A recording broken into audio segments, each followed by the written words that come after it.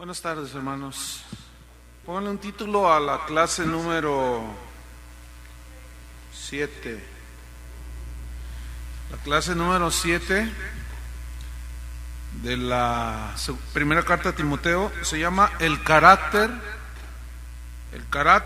de los que sirven. Vamos a primera carta a Timoteo, capítulo 3. Versículo 8. Los diáconos asimismo deben ser honestos, sin doblez, no dados a mucho vino, no codiciosos de ganancias deshonestas, que guarden el misterio de la fe con limpia conciencia. Y estos, o sea, los diáconos, también sean sometidos a prueba primero y entonces ejerzan el diaconado, si son irreprensibles. Las mujeres asimismo sean honestas, no calumniadoras, sino sobrias, fieles en todo. Los diáconos sean maridos de una sola mujer y que gobiernen bien sus hijos y sus casas, porque los que ejerzan bien el diaconado ganan para sí un grado honroso y mucha confianza en la fe que es en Cristo Jesús. Esto te escribo, aunque tengo la esperanza de ir pronto a verte, para que si tardo, sepas cómo debes conducirte en la casa de Dios, que es la iglesia del Dios viviente, columna y baluarte de la verdad. E indiscutiblemente grande es el misterio de la piedad. Dios fue manifestado en carne, justificado en el Espíritu, visto de los ángeles, predicado a los gentiles, creído en el mundo, recibido arriba en gloria. Dice en el versículo 8 y hasta el 13 que los que sirven, los diáconos, tienen que tener ciertas características, y quiero que noten otra vez el énfasis de San Pablo. Su énfasis no es en los dones que pueda tener una persona, ni en los carismas, no, sino el énfasis es en los rasgos de carácter. Son rasgos de carácter, ¿sí?, más que de dones y talentos, porque los dones Dios los regala y el carácter lo vamos desarrollando, y nosotros tenemos que ser lo que dice la palabra de Dios. Entonces, los diáconos, dice, esta palabra diáconos en el griego significa los que sirven las mesas. ¿Se acuerdan en Hechos capítulo 6, cuando ellos escogen a diáconos para servir las mesas, que distribuían la comida a las viudas? Entonces, significa esto, los que sirven las mesas. Pero también tiene otro significado muy interesante, significa los que hacen los mandados. ¿Qué significa? Los que hacen los mandados. El problema con los títulos es que les hemos quitado el verdadero significado y ahora se entiende como alguien cuando dice, ¿y tú qué? ¿Tienes algún cargo en la iglesia? Entonces lo dicen hasta con cierta soberbia, ¿no? Orgullo. Yo soy diácono, dicen. Cuando alguien te diga así, ¿tú eres de los que hacen los mandados? Porque eso es lo que significa los que sirven, los que hacen los mandados. En algunos lugares les llaman servidor, nosotros les llamamos servidores, pero esos son los diáconos. Todos los que hacen las cosas, como por ejemplo cuando los que pasan a la gente, todos los que sirven de alguna manera, sirviendo a los demás, esos son los que sirven, los diáconos. Aunque también a veces tenían responsabilidades en la palabra de Dios.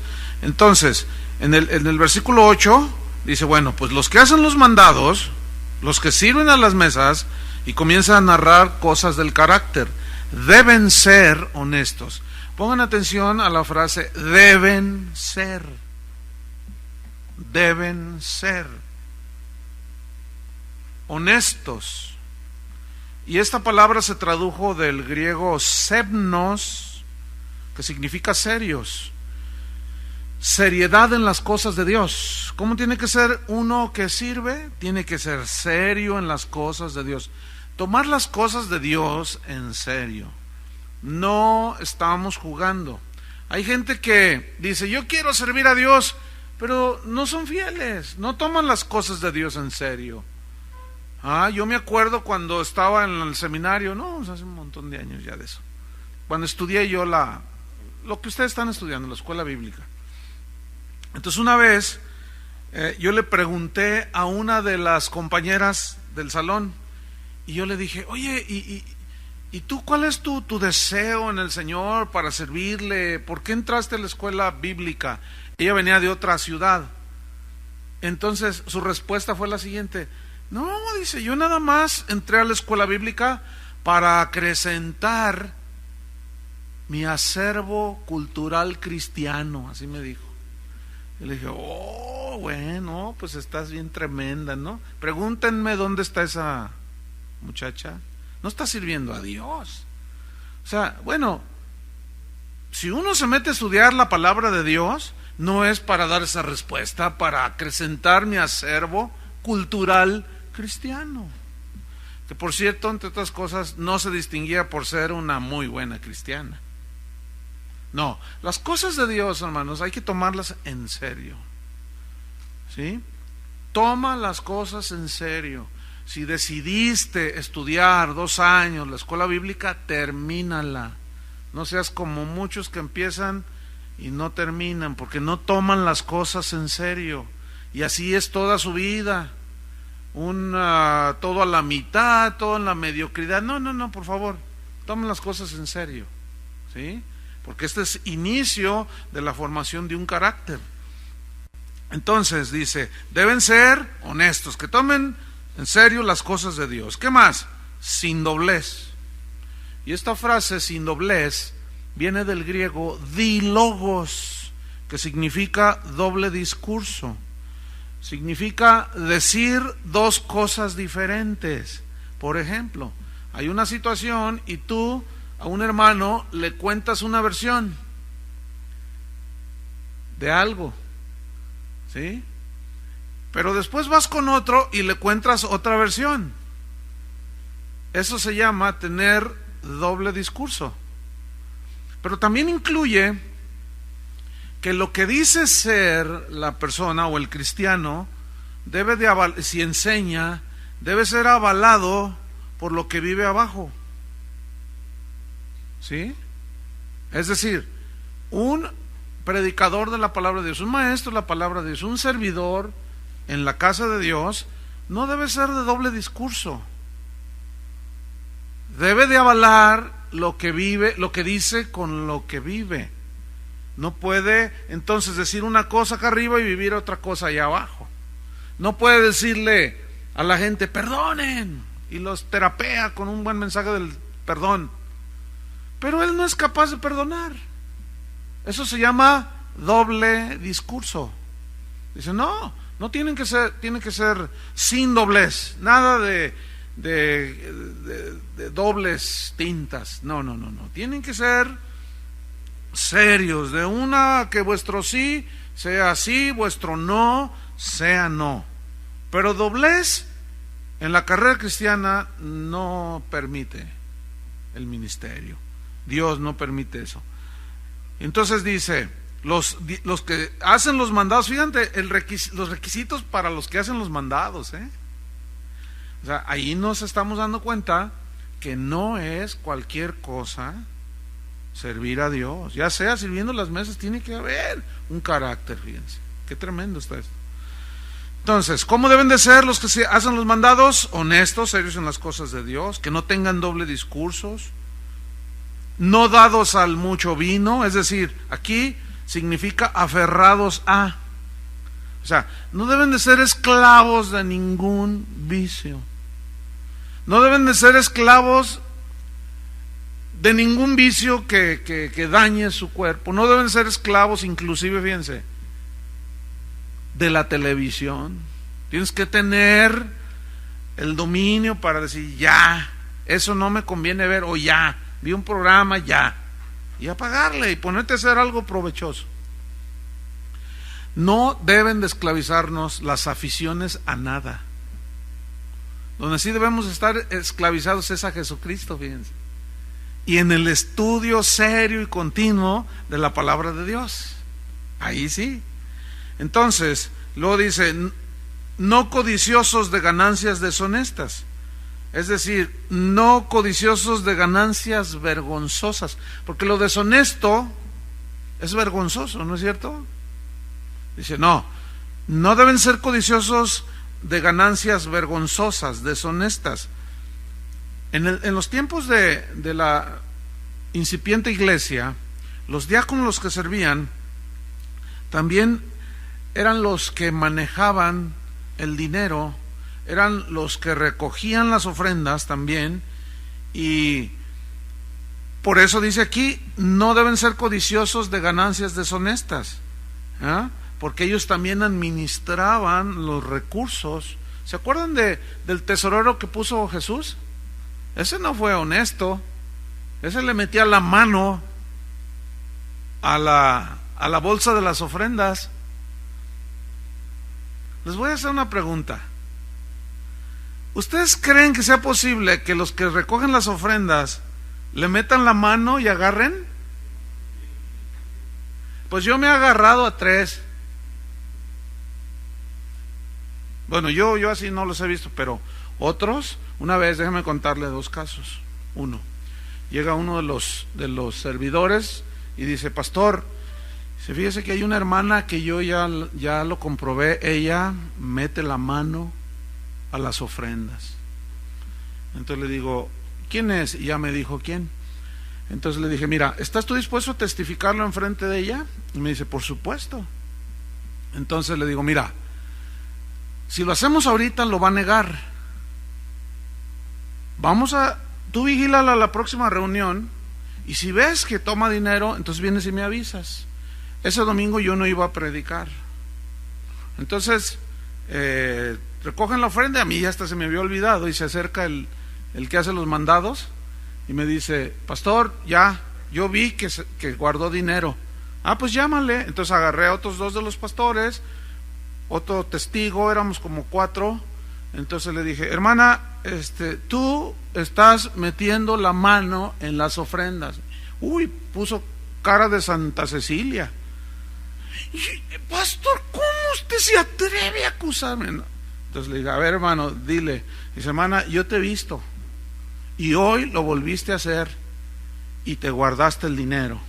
Entonces le digo, bueno, como yo no voy a meterte la mano, vamos a traer a una hermana para que te esculque. Miren, traía un rollo de billetes aquí adentro.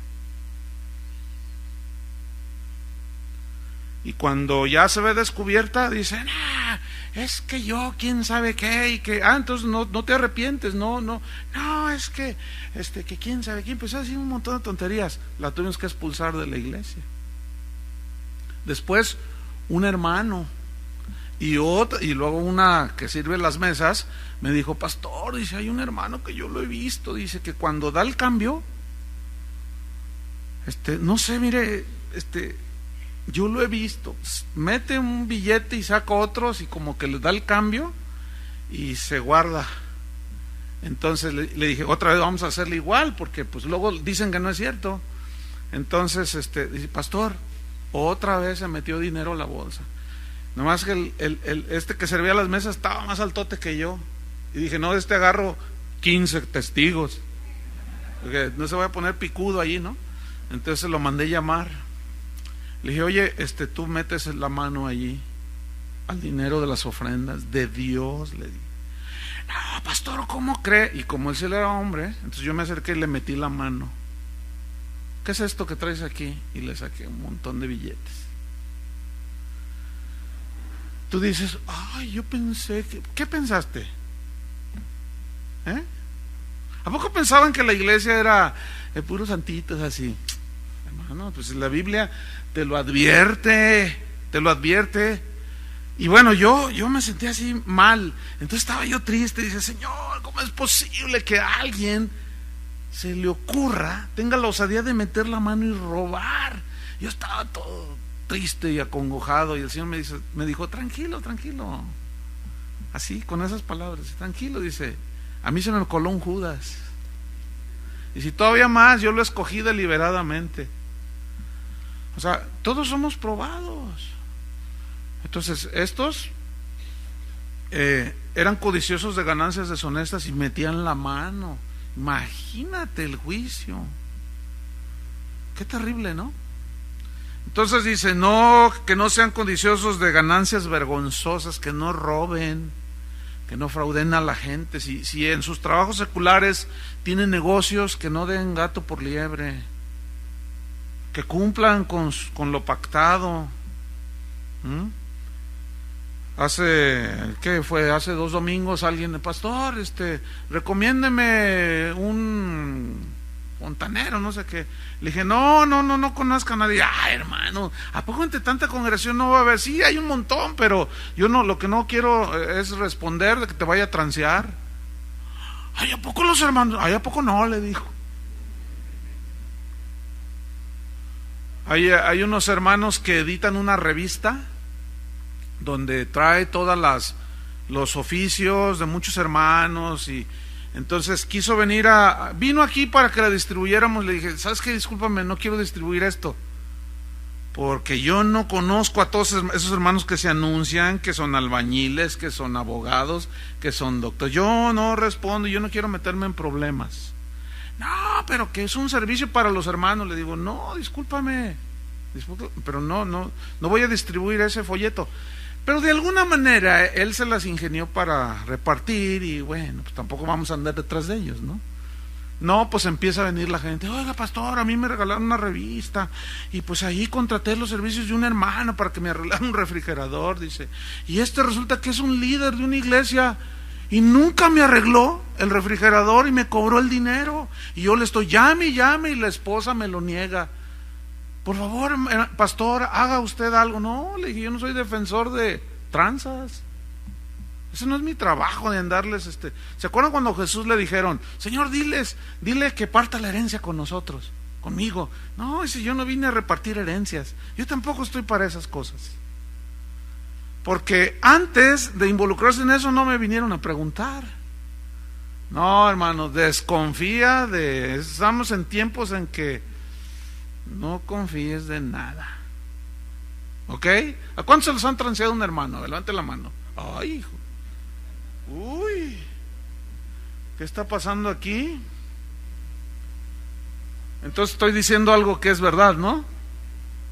Bueno, hay más de 2 o 3 testigos, hay varios cientos aquí. ¿Qué más? Versículo número 8. Comienza a hablar de su vida espiritual, que guarden el misterio de la fe. Aquí se refiere al Evangelio. Y guardar habla de tenerlo en lo más puro posible, sin mezclas, sin diluirlo, sin adulterar, lo cual nos habla de que también estos que sirven podían enseñar la palabra de Dios. Tan solo, fíjense, maestros de niños, no sé cuántos son más de 100, no sé, un montón. Entonces, estos también tienen que guardar el misterio de la fe. Aquí misterio es la revelación. Un misterio es algo que está escondido, pero que ahora se nos ha revelado. Entonces aquí se entiende que es la revelación del Evangelio. Que lo guarden, que lo guarden lo más puro posible, con limpia conciencia. Fíjate, que lo guarden, ese misterio, con limpia conciencia. O sea, que no tengan de qué avergonzarse, que no los acuse su conciencia, porque pueden tener doble discurso, pueden estar enseñando algo aún a los niños y estar viviendo otra cosa. Yo me acuerdo, el primer ministerio que tuvimos mi esposo y yo fue enseñar a los niños la palabra de Dios. La iglesia era pequeña, teníamos un puñito de niños. Entre ellos, ¿quién creen que estaba? Julio Márquez.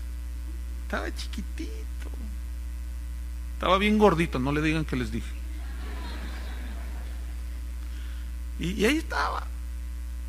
Y nosotros les enseñamos la palabra de Dios a los niños. Que guarden con limpia conciencia. 2 Corintios 1:12. 2 Corintios 1:12.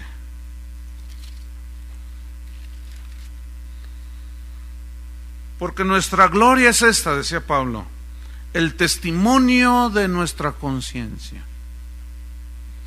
Que con sencillez y sinceridad de Dios, no con sabiduría humana, sino con la gracia de Dios, nos hemos conducido en el mundo y mucho más con vosotros. ¿Están notando cómo Pablo hace énfasis no tanto en lo que hacía, sino en lo que él era? ¿Lo notan en ese versículo? Dice, nosotros nos conducimos con limpia conciencia. Nuestra gloria es esta, el testimonio de nuestra conciencia. Nosotros nos hemos conducido bien delante de todos ustedes. En otra parte Pablo les decía, yo no he codiciado el vestido de nadie, no he defraudado a nadie, nos hemos conducido limpiamente delante de vosotros. No codicioso de ganancias deshonestas, que guarden el misterio de la fe con limpia conciencia. Eso fue el versículo 9. El versículo 10, vamos otra vez allá, a Timoteo. Dice, y estos, y aquí empieza a hablar del servicio, de lo que ellos van a hacer. Y estos, o sea, los que sirven las mesas, los que hacen los mandados, también sean sometidos a prueba primero, y entonces ejerzan el diaconado. Fíjate, habla de ejercer el ministerio de servir después de ser probados. Pero ¿en qué consistía esta prueba? El verbo indica un probar continuo. No solamente, a ver, ya pasaste el examen, ya te hicimos unas preguntas teológicas, pues te estás portando más o menos. No. Escuchen bien, el término original habla de una constante ser probados. Es decir, todo cristiano, todo servidor, todo ministro tiene que mantener al paso de los años el estándar, ¿sí? E ir creciendo. Fíjense, en la iglesia donde me convertí, pues hubo un momento en que empezó a crecer bastante, y bueno, en aquel tiempo la congregación era como de unas 500 personas. Le estoy hablando hace como 30 años. Y en aquellos años, una iglesia de 500 personas era un super iglesión. Es como decir ahorita, no sé, 10,000. Era la más grande de la ciudad en ese tiempo. Entonces, los pastores hicieron una selección de personas para prepararlos al diaconado. Y hicieron el llamado, ellos habían puesto el ojo, ellos los llamaron y eran como 120 personas. Entre esos 120 personas iba un servidor. Claro, se entiende que vas junto con tu esposa, ¿no? Y hicieron el llamado. Entonces, ustedes son escogidos, creemos que están desarrollando su cristianismo, etcétera, etcétera. Les vamos a hacer un tiempo de preparación, los vamos a enseñar para que sirvan, para que vayan creciendo, y un día van a servir a Dios como pastores, como maestros. Esa era la visión. Entonces, de esos 120 comenzó el tiempo de preparación, 1 mes, 2 meses, 3 meses, y nos daban cursos, nos enseñaban la palabra de Dios, aparte del instituto bíblico que estábamos estudiando. Ya era propiamente para el servicio. Y a medida que pasaban 3, 4 meses, no solo nos estaban dando la palabra de Dios, sino que nos estaban observando los pastores. Bueno, pasó 1 mes, 2 meses, 6 meses y seguía, pero a los 6 meses ya había bajado como a 100.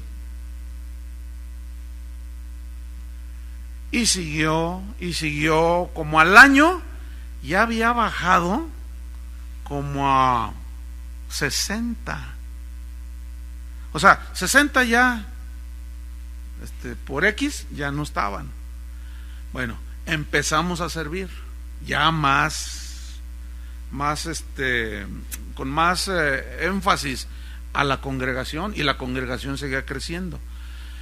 Bueno, de esos 60 que quedaron, pasaron años, y luego vino la ordenación para el ministerio, ya como ministros. Bueno, de esos 60, ¿saben cuántos quedaron?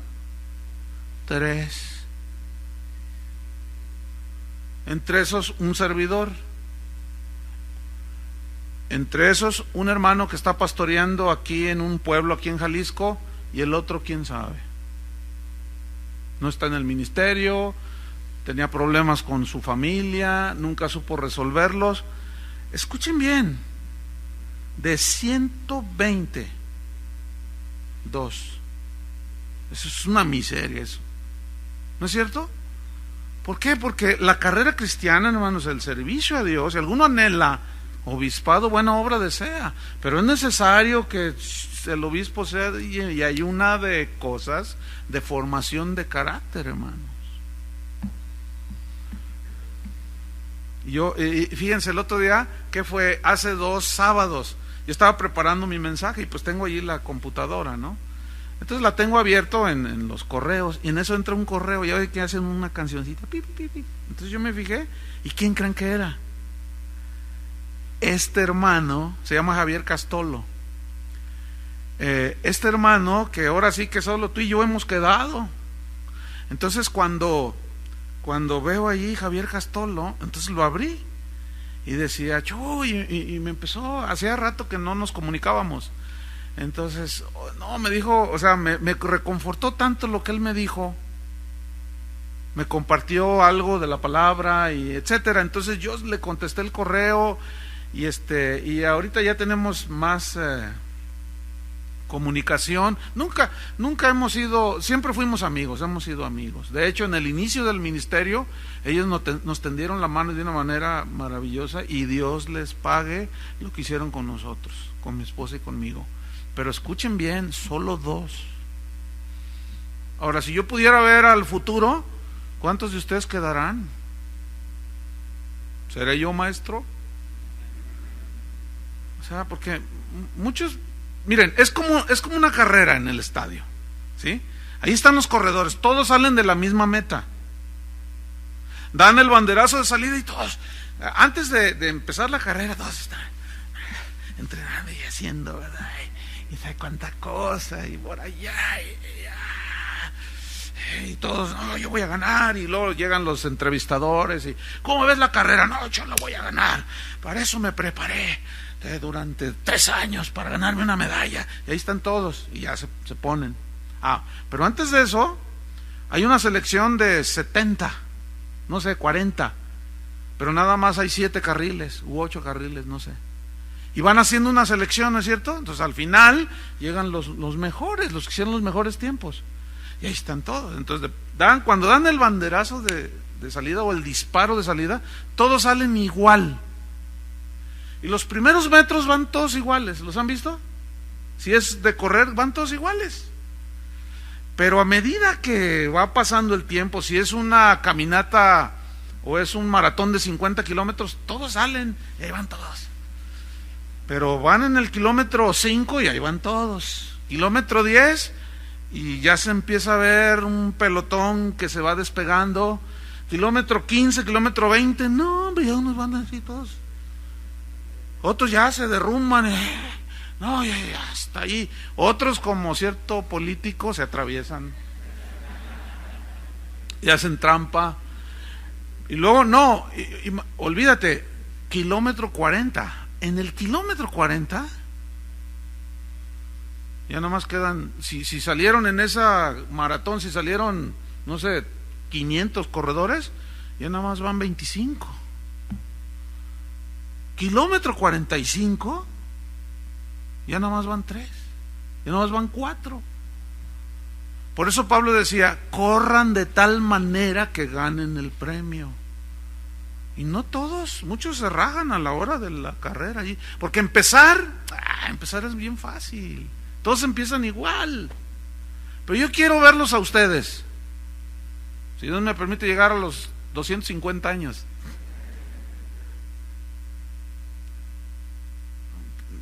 Ahí está Julio.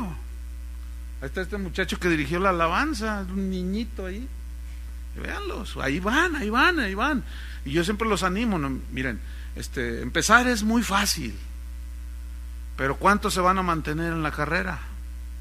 Cruzar la meta, aunque no sea en primer lugar, pero llegar, ¿no es cierto? Entonces, hermanos, que la gracia de Dios esté con ustedes y los fortalezca, pero tiene que haber una disposición del corazón, si no, ¿verdad? Luego muchos dicen, hay mucha gente que esto sucede, ¿no? Que dicen, pastor, yo quiero ser un pastor como usted, yo quiero. No, está bien. No, yo les digo, sí, está bien, pero es porque ven lo que ya hay. Pero ellos no saben los 80,000 kilómetros que he corrido. O sea, ni por acá se imaginan siquiera. Y bueno, está bien desear, pero la verdad, yo los engañaría si les dijera que la carrera es fácil. No es fácil, hermano. Pablo decía de los corredores, de todos se abstienen. De todos se abstienen. Entonces la vida de un ministro tiene que ser una vida, como dice aquí, fíjate, honesta, sin doblez, sin esclavo de nada, no codicioso, que guarden el misterio de la fe. Cuando ya estén ejerciendo, pues que sigan pasando la prueba, que pase el tiempo y allí sigan, allí estén. Fíjate, en el versículo, ¿en cuál estamos? 10, dice, estos también sean sometidos a prueba primero y entonces ejerzan el diaconado. Es decir, que fue lo que hicieron con nosotros, nos pasaron por un tiempo de prueba y luego nos pusieron, pero ahí en ese proceso nada más 60.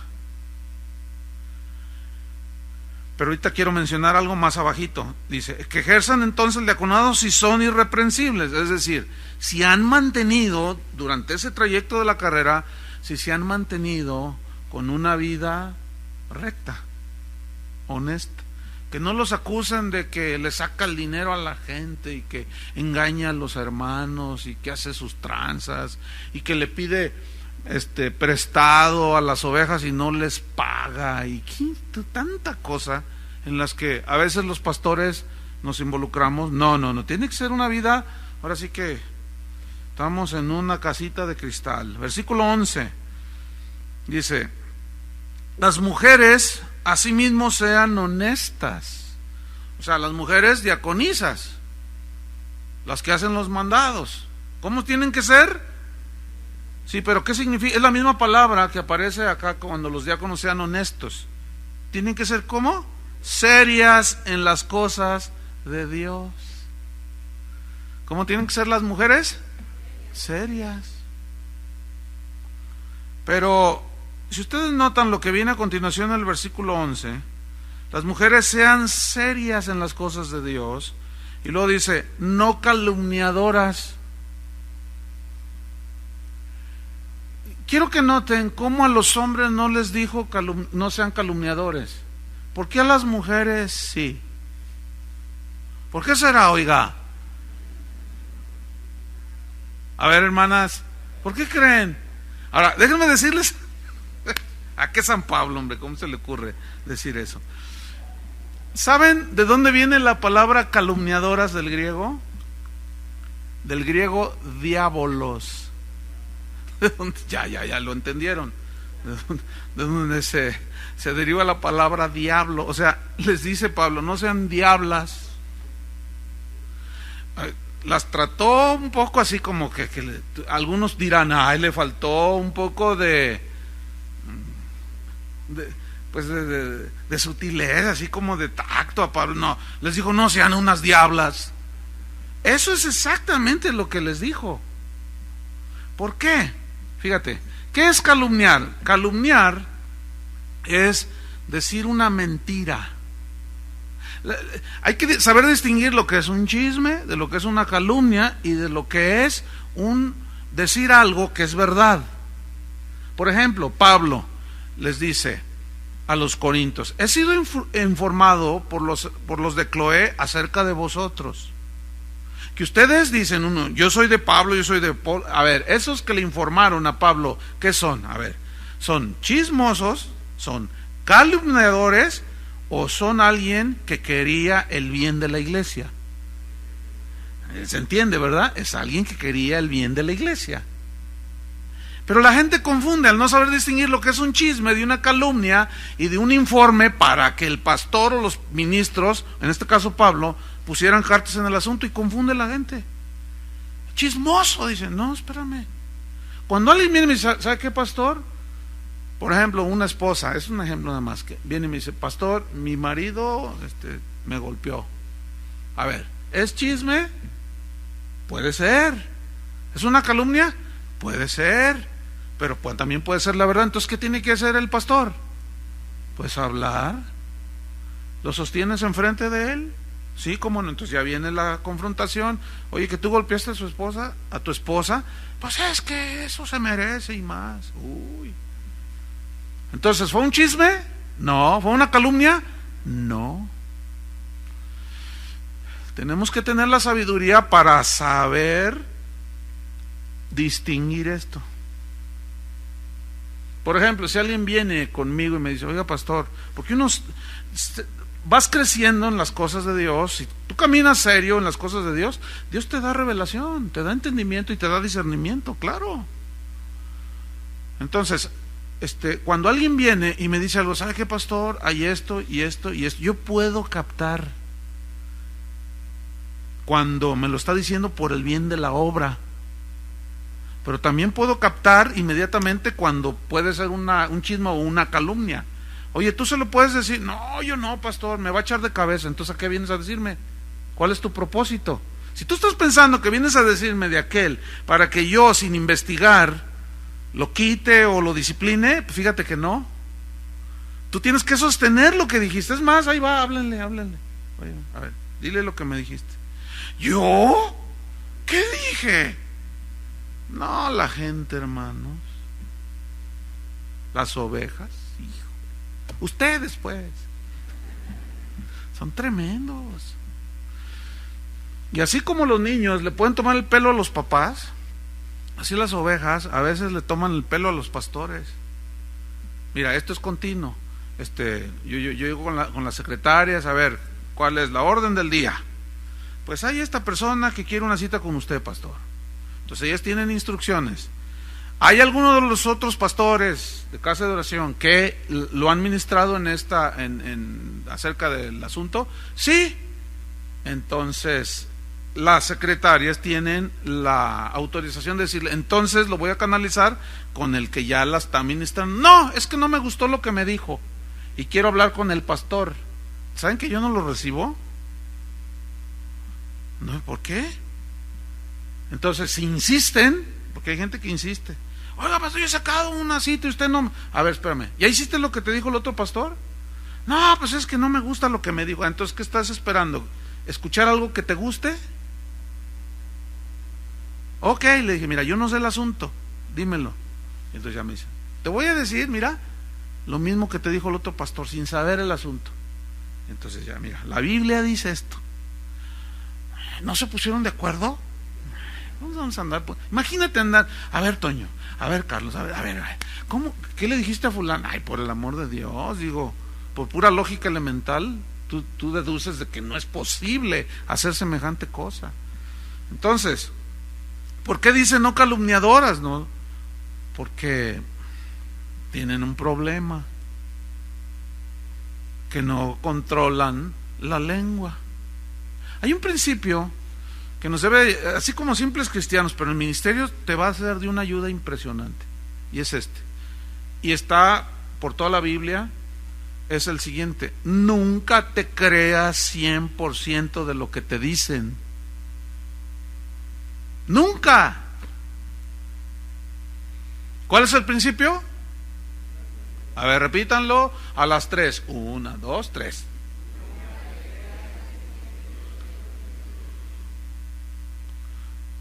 Eso es un principio. Dice la Biblia que Cristo él no iba a andar según las apariencias.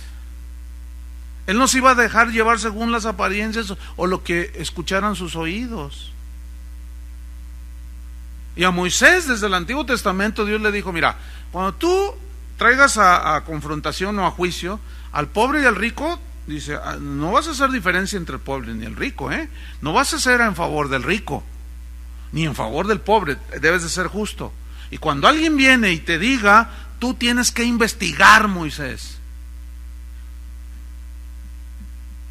El problema está que luego nos dicen algo y ahí ya se hace el chisme, y muchas veces es una calumnia y se empieza a correr.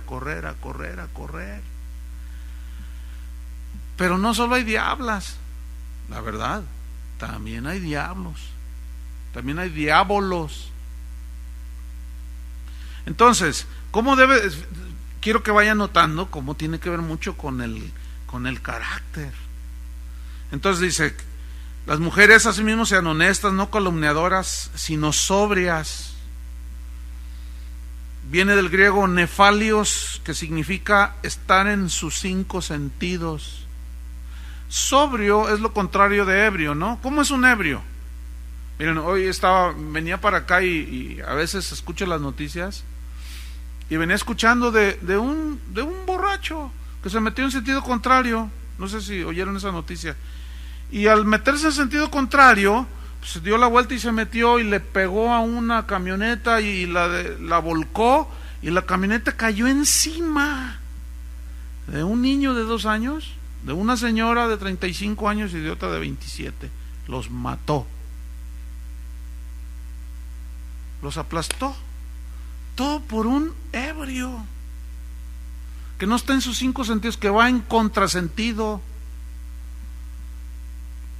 Y esto es lo que significa que estén en sus 5 sentidos, porque alguien que se droga, que es esclavo de vicios, no está en sus 5 sentidos, ¿verdad que no? Entonces aquí lo que está enfatizando es eso, sino que sean sobrias, porque se está refiriendo a las mujeres. No me vean feo las hermanas, por favor, Algunas se ríen así como: yo no lo estoy viendo feo. No, está bien, no. Seguramente ustedes no son diablitas, ¿verdad que no? Digan no. Ay, aunque sea por fe, gloria a Dios. Entonces dice, versículo 12, vuelve a los diáconos. Dice: los diáconos, los que sirven las mesas, sean maridos de una sola mujer. Aquí habla de la pureza moral.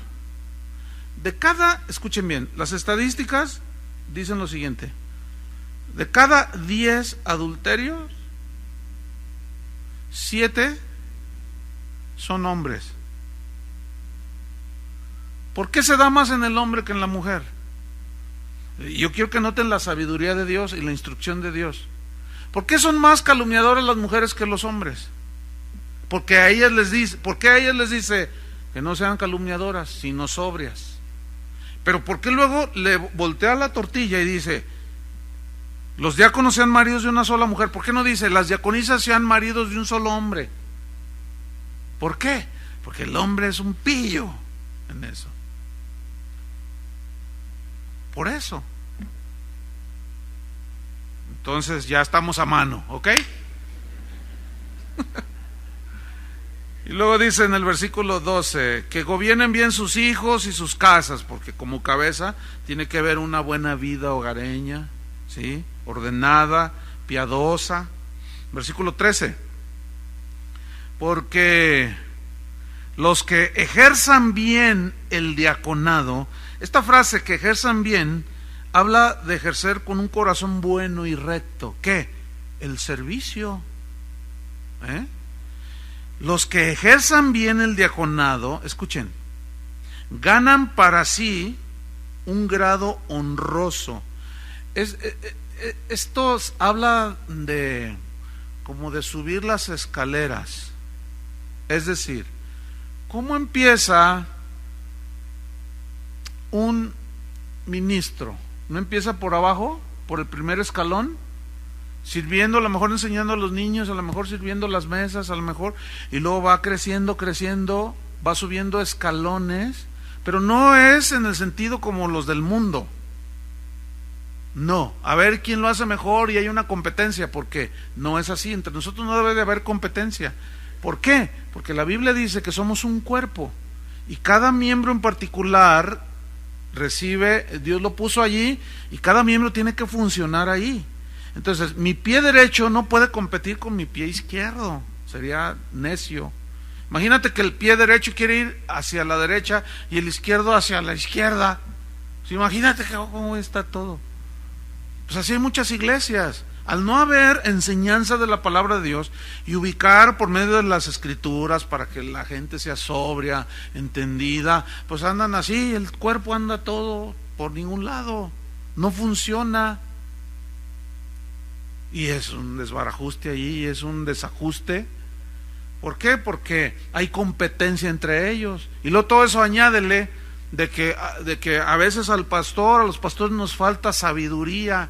Alguien viene, mira, es tan común, miras cuántos correos pastor, fíjese que estoy orando ahorita en este momento, y bueno, yo tengo rato escuchando el internet y pues me atreví a pedirle un consejo. Fíjese que yo soy el director de alabanza de tal iglesia en tal país, y alguien viene y le dijo al pastor que yo andaba con otra mujer. Entonces el pastor me mandó llamar, yo ni sabía, y me dijo: te sientas. ¿Por qué, pastor? Tú bien sabes, no te hagas. Y antes dale gracias a Dios que no cae el juicio sobre ti. ¿De qué me está hablando? No te hagas, hasta hipócrita saliste. Ya lo sé. Y él, ¿qué? Si tiene a bien, pastor, a decirme, mira, ya, hasta aquí, sentado. Dice: pastor, no sé de qué me hablaba. Este hermano dice que pasó un año, fíjate, un año, y la persona que lo acusó, después de un año fue con el pastor y le dijo: hermano, vengo a decirle pues que no era cierto. Y el pastor, y ahí va a buscar al director de alabanza: oye, hermano, fíjate, y aquel ya estaba todo hecho pedazos. Hermano, fíjate que pues, la hermana que te acusó vino y confesó y me dijo que no era cierto. Pastor, a usted le falta tanta sabiduría. Por favor, mira, te quiero restaurar. No, hermano, no, pastor, gracias, le dice. No. Aceptó que públicamente dijeran: hermano, el hermano es inocente. Dice, y fíjate, públicamente dijo: y lo restablecemos como director de alabanza de nuestra iglesia. Y toda la gente aplaudió. Pero cuando le dan el micrófono dice: hermano, gracias, pero yo me voy a ir a otra congregación. Yo no puedo estar bajo el liderazgo de un pastor que a las primeras de cambio se cree todo. Gracias porque mi testimonio quedó limpio. Nos vemos. Que Dios les bendiga. ¡Qué lección! ¡Wow! Pues ahí está la cosa. Porque los que ejerzan bien el diaconado ganan para sí un grado honroso, o sea, van creciendo. Y mucha confianza, dice, en la fe que es en Cristo Jesús. Se refiere a mucha seguridad en la fe que es en Cristo Jesús. O sea, gente fiel es confiable, ¿no es cierto? Gente fiel es confiable. También le dijo en la carta, en la segunda, esto encarga a hombres fieles que sean idóneos para enseñar a otros. Versículo 14: esto te escribo, Timoteo, le dice, aunque tengo la esperanza de ir pronto a verte.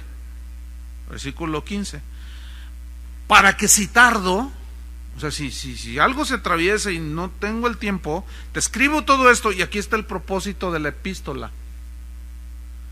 Si yo tardo, Timoteo, sepas cómo debes conducirte en la casa de Dios, que es la iglesia del Dios viviente, columna y baluarte de la verdad.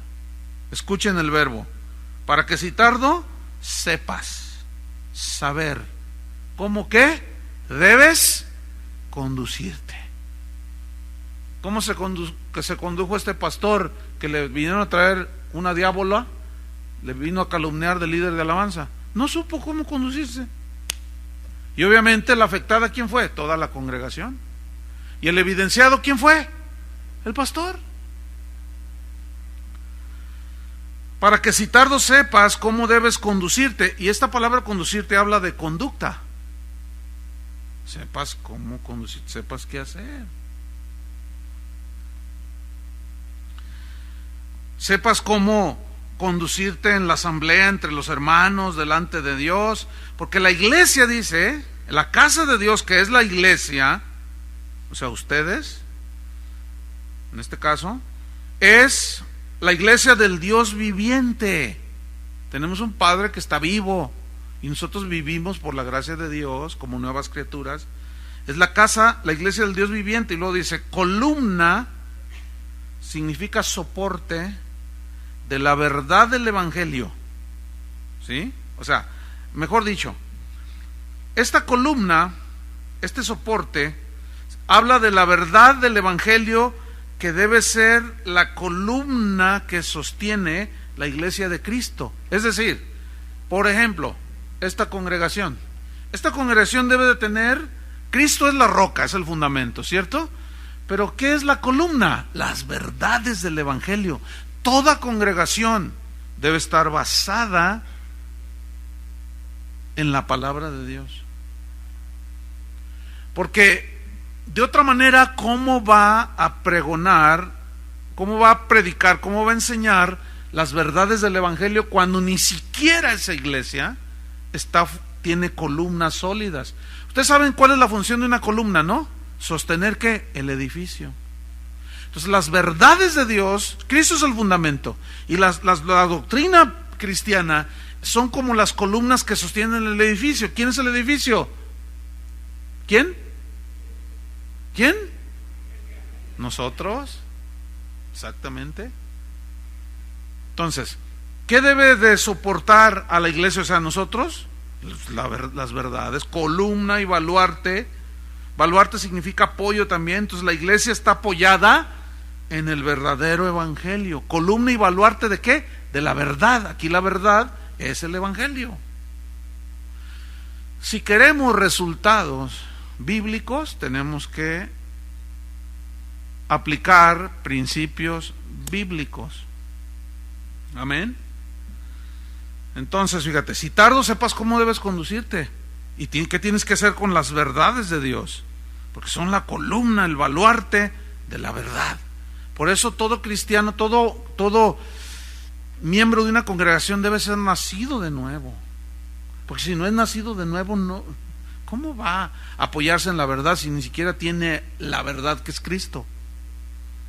Y finalmente, en el versículo 16, dice Pablo, e indiscutiblemente, no hay discusión, grande es el misterio de la piedad. O sea, grande es la revelación de la salvación. Eso significa aquí. Grande es algo maravilloso, que ustedes los creyentes, los que son nacidos de nuevo, deben de entender perfectamente de qué se trata todo esto. Entonces, como se trata de la salvación de las almas, no podemos darnos el lujo de meter a la iglesia filosofías, cursos de superación personal. Háganme favor.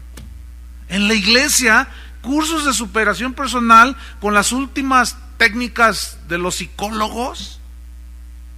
Eso es una aberración, hermano. Y es una ofensa al evangelio. Que no les basta el evangelio, tienen que sacar sus rollos.